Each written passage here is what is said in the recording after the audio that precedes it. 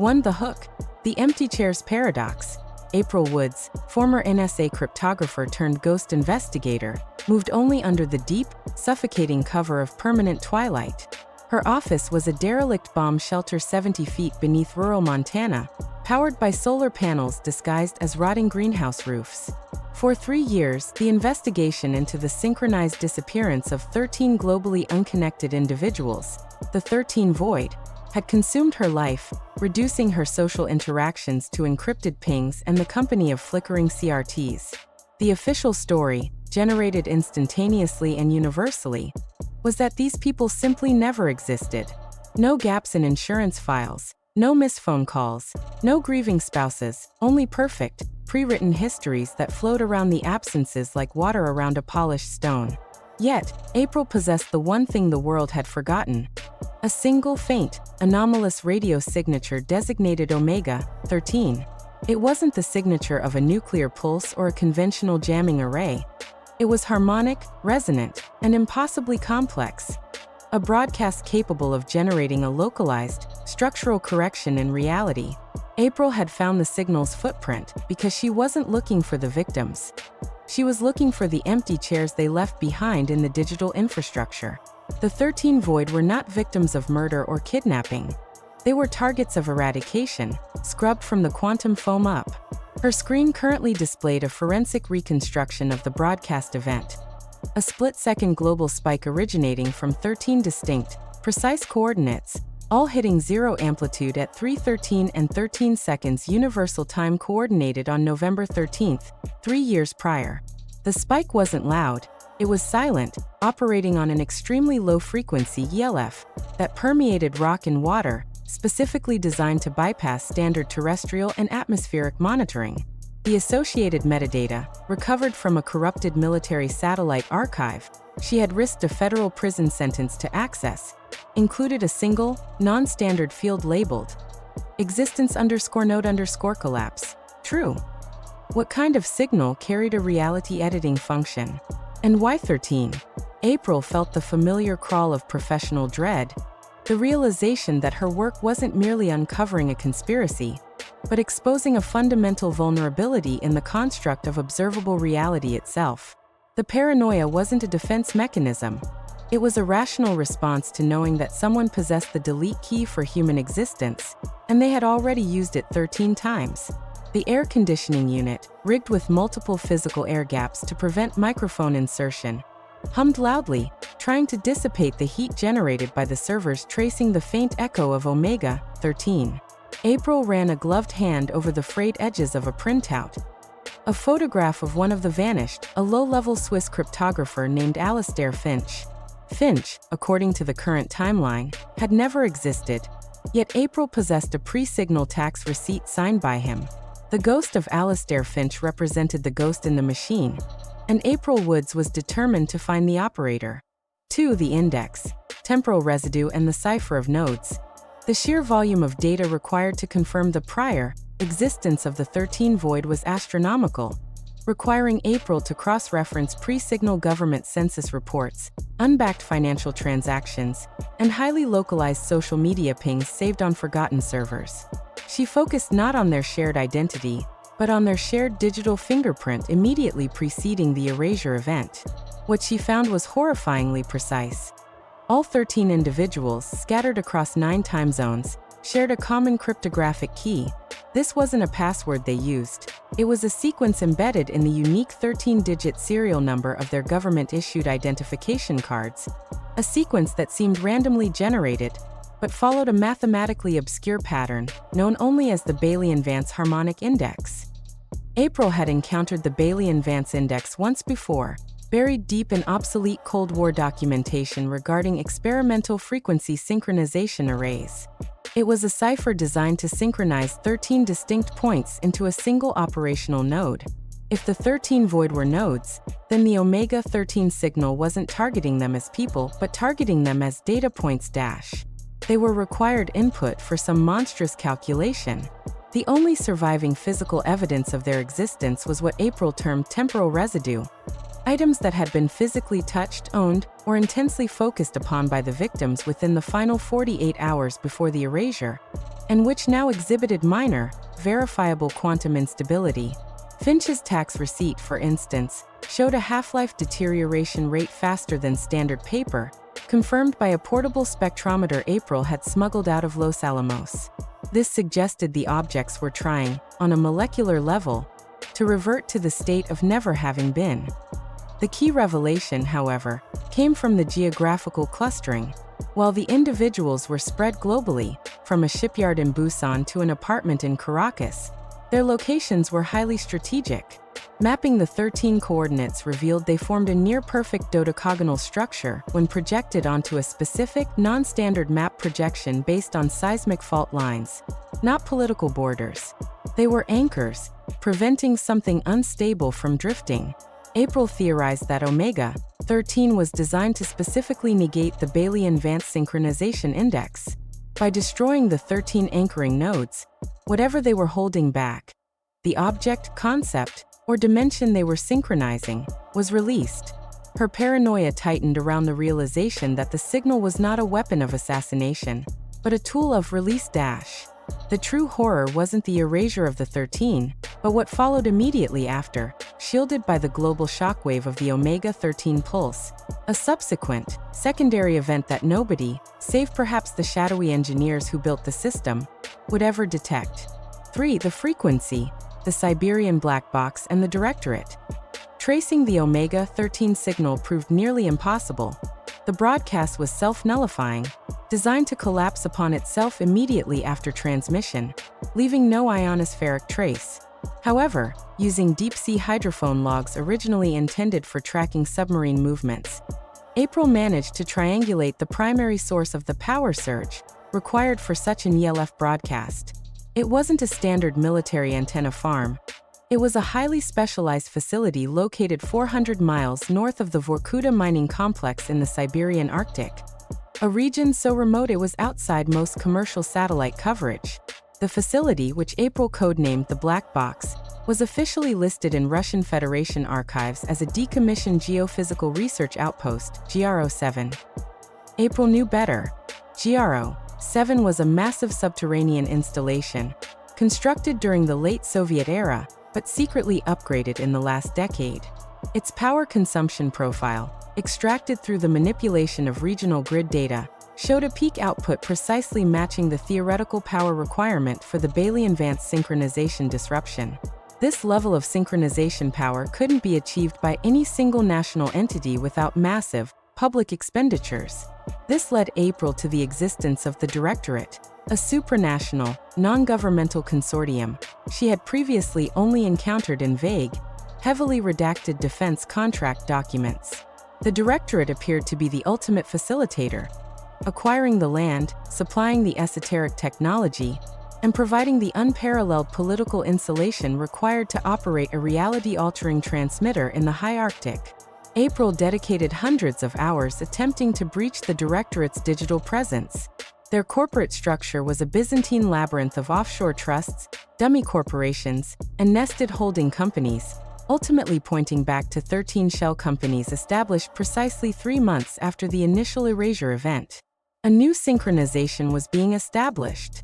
The deepest piece of physical intelligence April managed to extract was an old, poorly scanned blueprint of GRO-7, which showed the existence of 13 massive underground resonator coils, positioned in a circle surrounding a central, deep earth borehole labeled only as the Void Access Point.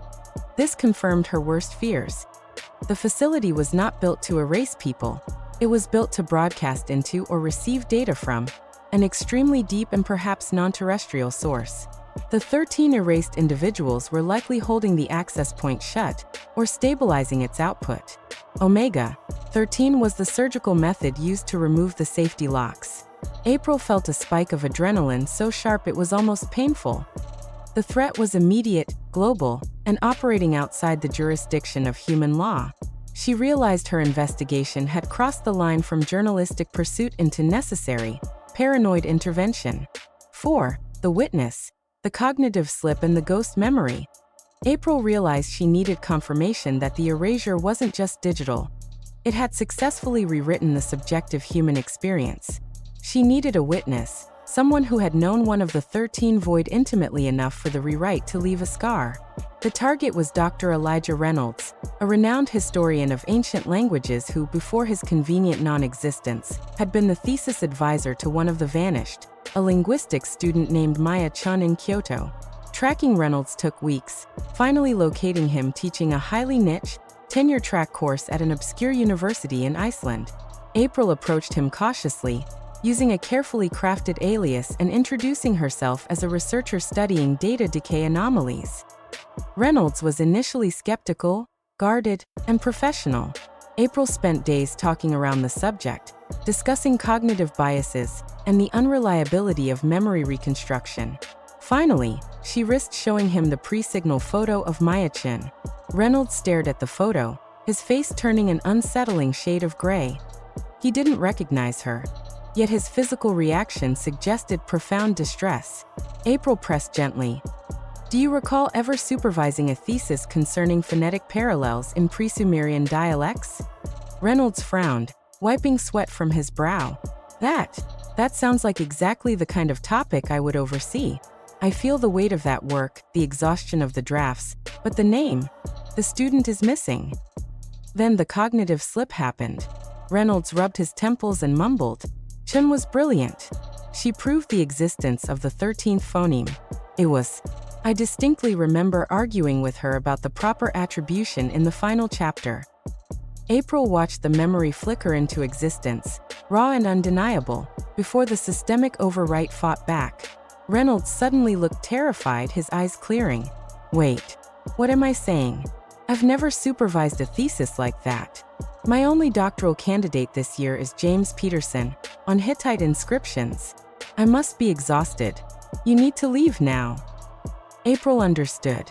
The systemic reality correction was powerful, but it wasn't instantaneous or flawless in the complex circuitry of the human brain. Deeply entrenched memories required active maintenance to remain erased. Reynolds' mind had briefly reverted to the pre-signal baseline, confirming that the victims were real, and the erasure was a manufactured lie. But the process was painful, dangerous, and transient.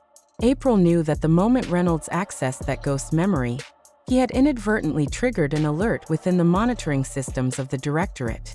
Her timeline had just accelerated. She retrieved her burner phone, left a sealed envelope containing an encrypted file titled Chun_residue in his mailbox, and vanished back into the biting Icelandic wind, knowing that Reynolds' brief moment of recognition had just signed his potential warrant for erasure. 5. The infrastructure. The deep earth resonators and clean slate funding. April had to understand the scale of the commitment required to execute Omega-13. The signal wasn't just a brief spike. It required sustained energy storage and rapid release, implying bespoke power generation. Her financial forensics tracked back to the Directorate through a series of clean slate investment funds that appeared, transacted billions in esoteric infrastructure contracts, and then dissolved, leaving zero audit trail beyond the initial capital injection. The contracts traced the movement of highly specialized equipment, low-temperature superconducting magnets, massive high-frequency capacitors, and miles of rare earth alloy wiring, all destined for the remote Siberian site, GRO7. The level of technological commitment suggested a goal far beyond simple political control or financial gain. It hinted at existential engineering. April managed to intercept a satellite image that, due to atmospheric lensing and complex image enhancement, revealed the unique surface topography of GRO7, a vast circular field of microwave dishes disguised as passive weather arrays, all feeding data into the central void access point. The blueprint she possessed detailed the crucial component, the deep earth resonators. These were immense sonic emitters designed to vibrate the subterranean crust at a specific frequency, the Bailey-Vance harmonic, to achieve maximum, nonlinear energy transfer. The Erase 13 were likely linked to monitoring or dampening the output of these resonators, perhaps serving as human feedback loops to prevent catastrophic vibrational resonance. April's investigation into the financing revealed that the core capital for the Clean Slate funds originated not from governments or known corporations, but from the simultaneous sale of extremely rare, highly encrypted digital assets, known as Chronos keys. that had been dormant for decades.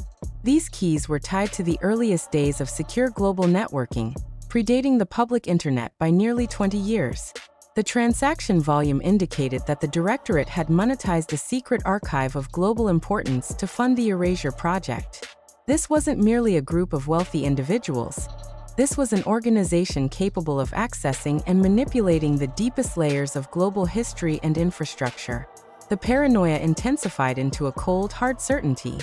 The Directorate was ensuring that not only the 13 people were erased, but that all future inquiry into the possibility of their existence was financially and technologically prohibitive. April realized that her own meager budget and rapidly decaying safe haven were fundamentally insufficient against an enemy that controlled both the historical narrative and the global distribution of advanced material science. She was not just fighting men in suits. She was fighting the entire, coordinated financial and technological infrastructure of a clandestine global government. 6. The mid-question: components or targets? April successfully infiltrated a nondescript archival storage unit in London, linked to one of the Directorate's shell companies, the place where the physical paper trail of the clean slate funds was supposed to die. Using specialized electromagnetic pulse generators to disable localized security without tripping the main grid, she accessed a secured server room. Amidst thousands of hard copy asset registers, she found the fragmented, handwritten logs of a lead engineer at GRO7, dated 3 weeks before the Omega 13 broadcast. The logs were cryptic, written in technical shorthand, detailing calibration sequences. April spent 12 agonizing hours decrypting the shorthand, realizing she wasn't reading operational logs, but diagnostic reports.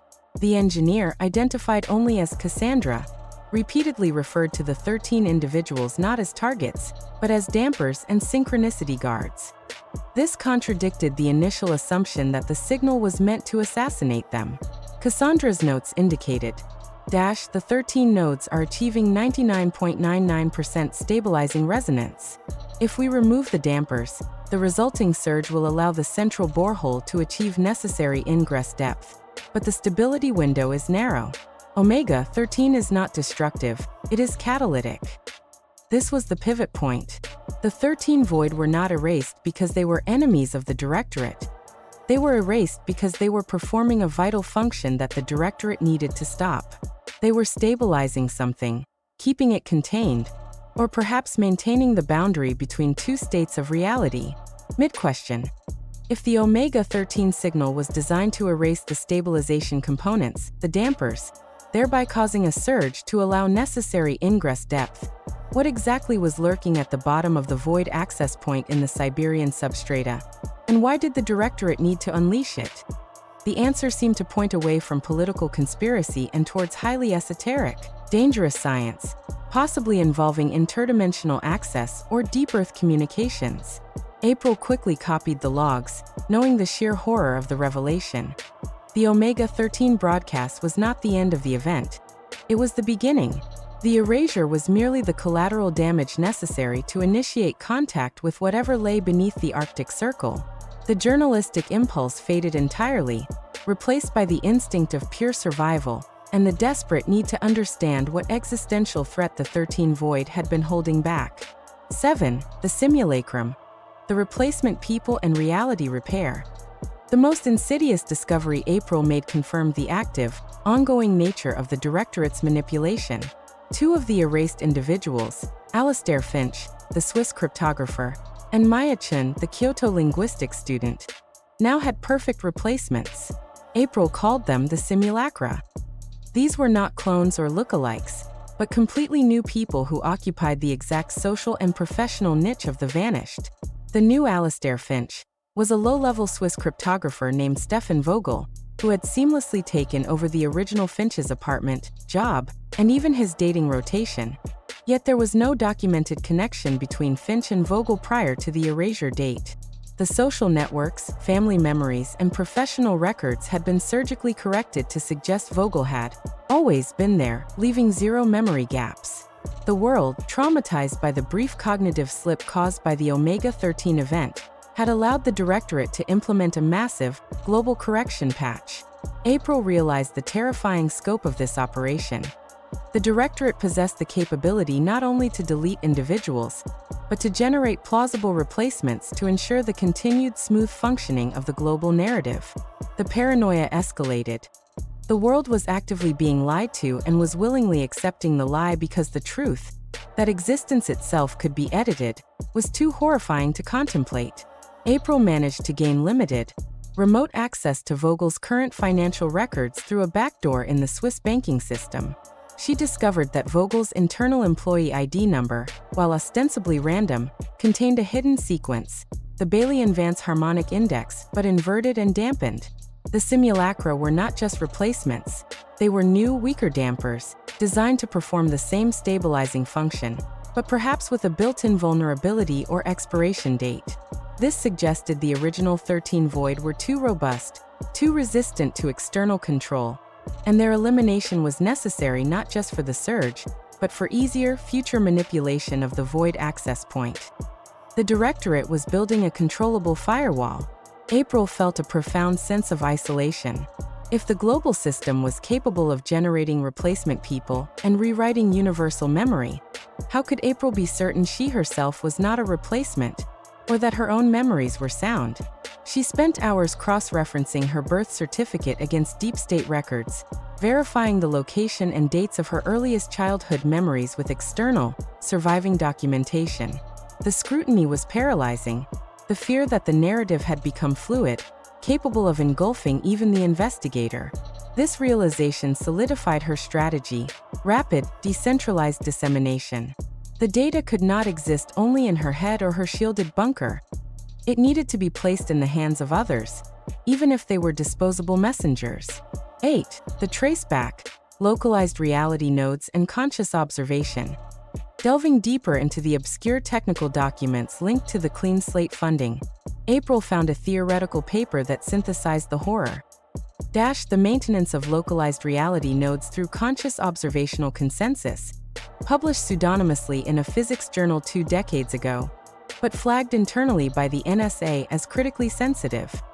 The paper postulated that human consciousness, when synchronized and focused at certain geographical nexus points, created dampening fields that stabilized localized reality nodes, preventing the bleed-through of high-entropy or potentially non-terrestrial signals. The 13 void, April realized, were the living embodiment of this theory. Their unique Bailey-Vance index ID numbers were not arbitrary. They represented the 13 required mathematical vectors needed to establish this stabilizing consensus. They were, in essence, 13 human beacons, stabilizing the planet's resistance against external interference emanating from the void access point. The Omega 13 signal was thus a reverse-engineered attack on conscious observation itself. By synchronizing the counterfrequency, the Omega 13 YLF, the Directorate achieved a localized reality collapse around the targets, deleting their history and memory by fundamentally interrupting the consensus required for their existence. The signal wasn't a bomb. It was a highly precise, reality-specific tuning fork, vibrating the existing reality node until the necessary components dissolved. The purpose of the entire Siberian facility was not to destroy the world, but to access or control a source of extreme entropy that the 13 void were naturally mitigating. April suspected that whatever lay in the void access point was not just data, but a raw, unmitigated chaotic force, perhaps even a non-Euclidean state of being. The Directorate's ultimate goal was not chaos, but monopoly. They wanted to be the sole intermediary between our stable reality and the instability below. They needed to remove the natural dampers, the 13 void, and replace them with their own controllable simulacra, turning a natural defense system into a controllable gate. The dark irony of the situation struck April with chilling clarity. The people the world had forgotten had been humanity's essential defense. By erasing them, the Directorate hadn't just committed a crime. They had weakened the fundamental structure of global stability, creating a vulnerability that only they could exploit. April's fingers flew across the keyboard, encrypting the theoretical paper and linking it to the Cassandra logs. This information, if understood, would shatter the fragile human perception of existence. 9. The confrontation, the second pulse warning and the infiltration. The investigative phase was over. The countdown had begun. April's deep packet analysis on the GRO-7 infrastructure revealed a massive, non-standard energy draw commencing in T-72 hours. The second Omega-13 pulse was imminent. This time, the signal wasn't meant to erase 13 people, but to fine-tune the replacement simulacra, or potentially, to open the void access point wider. April deduced that the second pulse would be targeted not at discrete individuals, but at specific geophysical coordinates, the locations of the new, inverted Bailey-Vance markers she had found in the simulacra's records. If this pulse was allowed to proceed, the Directorate would achieve total control over the global stability field. Knowing that a physical journey to the high Arctic was impossible within the remaining time frame, April initiated her final, most paranoid protocol, the Aegis drop. Aegis was a highly complex, self-modifying virus designed to exploit the specific, outdated military OS still running the deep Earth resonators at GRO-7. The goal was not to destroy the facility, which would risk an uncontrolled entropic breach, but to introduce systemic synchronization failure, forcing the cancellation of the pulse. She had acquired the necessary network entry point months ago, via a compromised satellite maintenance link used by the Directorate for remote diagnostics. The process required a massive dedicated bandwidth, forcing April to leave the shielded safety of her Montana bunker and risk exposure in a high-density urban environment, where she could access redundant fiber connections. She chose a secure server farm beneath an abandoned museum in Seattle, a city with an intricate, seldom-used historical network. For the first time in 3 years, April Woods surfaced. The daylight felt harsh, the noise of the city overwhelming, the faces of strangers potential agents of the Directorate. The journalistic rigor gave way entirely to the desperate, immediate need for disruption. As she established the remote connection, the monitoring system flashed a single, terrifying alert. The Directorate's countermeasures had detected the Aegis drop attempt and were initiating a rapid shutdown of all external communication channels to GRO-7. April had 3 hours to upload the complete virus payload before the server link was physically severed. The ultimate journalistic duty, revealing the truth, was now secondary to the existential duty of preventing the second pulse. She typed furiously, the weight of the 13 erase dampers pressing down on her, knowing that if she failed, she wouldn't just be erased from existence. The entire fabric of reality might begin to unravel. 10. The OUTRO, the necessary void and the final transmission. April pushed the final packet of the Aegis drop virus into the vulnerable GRO-7 subnet, just as the external link flashed red and severed. The entire server farm went quiet, the forced shutdown complete. April slumped back. The humid air of the subterranean facility, heavy with the smell of ozone and fear. She had succeeded, partially. A follow-up internal diagnostic ping confirmed that the deep Earth resonators at GRO-7 were now oscillating wildly, unable to achieve the Bailey-Vance synchronization required for the pulse. The second Omega-13 broadcast had been aborted, or at least delayed indefinitely. However, April knew the Directorate would trace the breach back to her within days, perhaps hours. Her identity, secured through layers of digital camouflage, was now exposed to an enemy that controlled the very concept of historical record. Before fleeing, April executed her final act of calculated defiance. Using the brief window of chaos created by the Aegis drop, she uploaded the complete file, the Cassandra logs, the Bailey-Vance index theory, the evidence of the simulacra, and the identity of the 13 void, to a dozen secure, decentralized distribution points, dead drops, compromised media servers, and a heavily encrypted file intended for Dr. Elijah Reynolds, the historian who had briefly remembered Maya Chun. This was the necessary void. The understanding that survival was secondary to documentation. If they erased April Woods, the information would still survive long enough to cause localized, destabilizing paranoia among those who received it. She left the abandoned museum, stepping back into the indifferent flow of humanity. The world looked normal, yet April saw the faint outlines of the corrections, the smooth spots where the narrative had been polished over the holes left by the 13 void.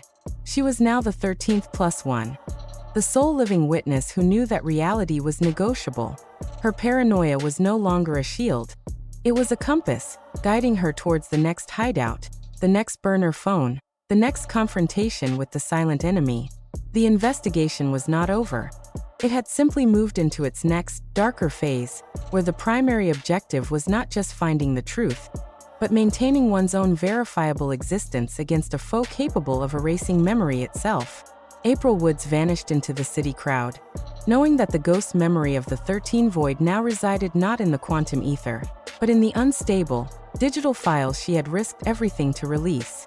The darkness was global, and she was alone, waiting for the inevitable, silent knock of the systemic correction.